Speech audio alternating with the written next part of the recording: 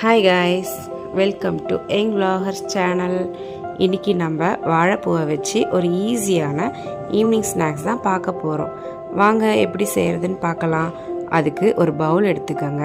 அதில் 2 table spoon கடலை மாவு சேர்த்துக்கோங்க, 2 டேபிள் ஸ்பூன் அரிசி மாவு சேர்த்துக்கோங்க, 1 டேபிள் ஸ்பூன் மஞ்சள் தூள் சேர்த்துக்கோங்க, 1 டேபிள் ஸ்பூன் கார மிளகாய் தூள் சேர்த்துக்கோங்க, உப்பு தேவையான அளவு சேர்த்துக்கோங்க.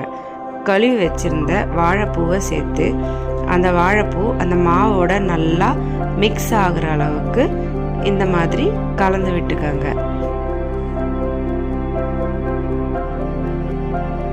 கொஞ்சம் தண்ணி சேர்த்து கலந்து விட்டுக்கோங்க. அப்படி இல்லைன்னா வாழைப்பூ சேர்க்காம தண்ணி விட்டு இந்த பதத்துக்கு கலந்து விட்டுக்கோங்க. அதில் அந்த வாழைப்பூவை டிப் பண்ணி கூட நம்ம பொரிச்சு எடுத்துக்கலாம்.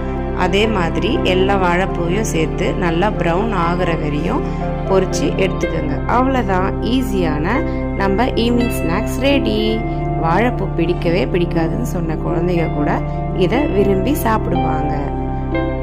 இது உங்களுக்கு பிடிச்சிருந்துச்சுன்னா மறக்காம எங்கள் சேனலை லைக் பண்ணுங்க, சப்ஸ்கிரைப் பண்ணுங்க, ஷேர் பண்ணுங்க.